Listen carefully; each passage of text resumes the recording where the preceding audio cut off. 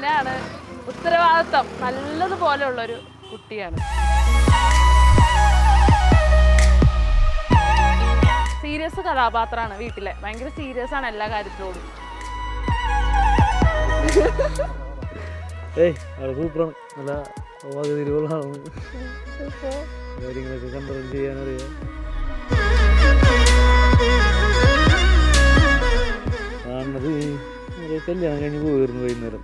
ഒരു ക്രിസ്മസ് കഴിഞ്ഞിട്ട് പിറ്റേ ദിവസം അപ്പോൾ ഈ നിൽക്കുന്ന സാരി കൊടുത്തിട്ട് ആൾ ഉണ്ടായിരുന്നു. വൈകുന്നേരം ഒരു 7 മണിക്ക് ഉണ്ടല്ലോ. അപ്പോൾ കണ്ടു. അപ്പോൾ തന്നെ ഗ്രീഷ്മ ചെയ്യുന്നത് ചോദിച്ചു ഇതാരാണ്. ആൾക്കിഷ്ടമായിരുന്നു, പക്ഷെ എനിക്കിഷ്ടമായിരുന്നില്ല. പിന്നെ മെസ്സേജിലൂടെ ഇഷ്ടപ്പെട്ടു. അങ്ങനെ എത്തി കല്യാണമായി. കല്യാണം കഴിഞ്ഞു. ആര്യക്ക് എന്തായാലും ഓൾ ദ ബെസ്റ്റ്. കാരണം എന്തായാലും എൻ്റെ അനിയനെ സഹിക്കാനുള്ളതല്ലേ. അപ്പോൾ ഓൾ ദ ബെസ്റ്റ്.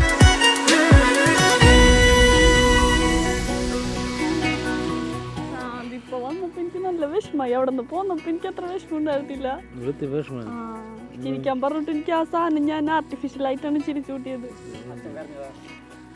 അച്ഛൻ ഞാൻ കരയുന്നു. ഞാൻ ഇത്രയും പ്രതീക്ഷിച്ചില്ല. ഭയങ്കര ഇഷ്ടമാണ് അച്ഛൻ എന്നാ എനിക്കറിയാം.